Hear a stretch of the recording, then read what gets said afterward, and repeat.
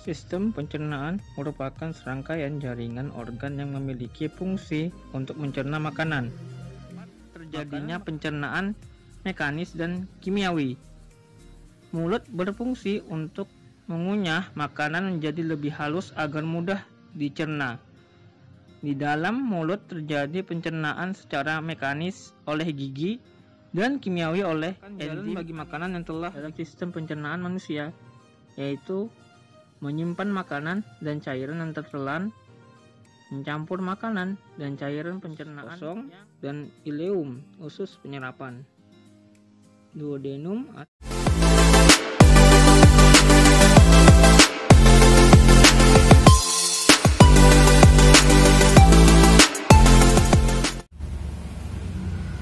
Assalamualaikum warahmatullahi wabarakatuh.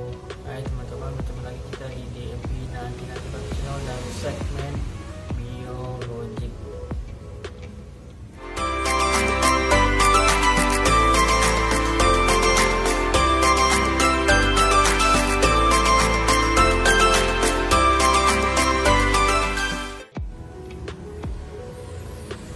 Ya, pada episode sebelumnya kita sudah pernah membahas tentang sistem pencernaan manusia beserta organ-organnya seperti mulut, kerongkongan, lambung, usus kecil, dan sebagainya. Nah, pada episode kali ini kita akan membahas tentang sistem respirasi manusia. Oh ya teman-teman, apakah kalian tahu apa yang dimaksud dengan sistem respirasi manusia? Lalu apa saja organ-organ dari sistem respirasi manusia? Nah, jika kalian lupa dan ingin mengingatnya kembali, simak terus ya tayangan video ini.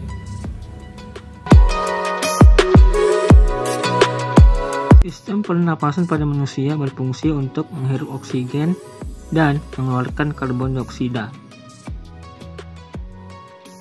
Saluran pernapasan adalah bagian dari tubuh manusia yang berfungsi sebagai tempat lintasan dan tempat pertukaran udara selama proses pernapasan. Urutan saluran pernapasan adalah sebagai berikut.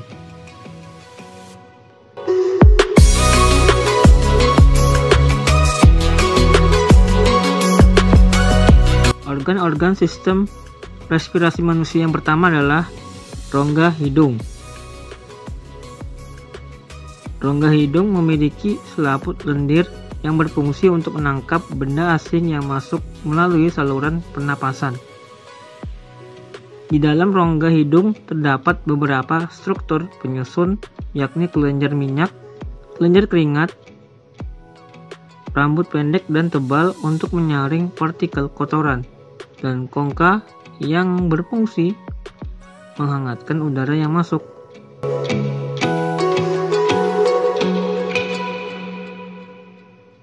Selanjutnya, organ sistem respirasi yang kedua adalah faring. Faring atau tekak adalah organ sistem pernapasan yang terletak di belakang rongga hidung dan mulut. Faring tersusun dari otot lurik dengan panjang kurang lebih 4 cm. Faring merupakan persimpangan antara saluran pencernaan dengan saluran pernapasan. Berikutnya yang ketiga adalah laring. Laring atau pangkal tenggorokan memiliki katup yang disebut epiglottis yang berfungsi mengatur jalannya makanan dan udara pernapasan agar sesuai dengan salurannya masing-masing. Di samping itu, pada pangkal tenggorokan terdapat pita suara yang merupakan organ penghasil suara pada manusia. Berikutnya yang keempat adalah trakea. Trakea atau batang tenggorokan adalah organ sistem pernapasan yang berupa pipa dengan panjang sekitar 10 cm. Sebagian trakea terletak di leher dan sebagian lagi di rongga dada atau torak. Pada bagian dalam rongga terdapat epitel bersilia atau jaringan. Fungsi jaringan rambut pada trakea adalah untuk menyaring benda-benda asing yang masuk ke saluran pernapasan. Berikutnya yang kelima adalah bronkus. Bronkus atau cabang tenggorokan merupakan saluran penghubung antara rongga hidung, rongga mulut, dan paru-paru.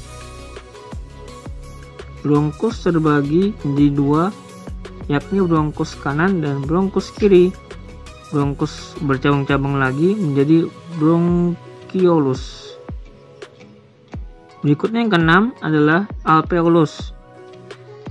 Alveolus adalah struktur yang berbentuk bola-bola kecil atau gelembung paru-paru yang diliputi oleh pembuluh-pembuluh darah. Epitel pipih yang melapisi alveoli memudahkan darah di dalam kapiler darah mengikat oksigen dari udara dalam rongga alveolus. Yang terakhir, yang ketujuh adalah paru-paru. Paru-paru terletak di rongga dada, tepat di atas sekat diafragma. Organ ini memiliki dua bagian, yakni paru-paru kanan dan paru-paru kiri. Paru-paru dibungkus oleh dua lapis selaput paru-paru atau pleura. Di bagian dalam paru-paru terdapat gelembung halus yang merupakan perluasan permukaan paru-paru yang disebut alveolus. Ya, sudah berakhir video ya. Terima kasih sudah menyaksikan tayangan video ini.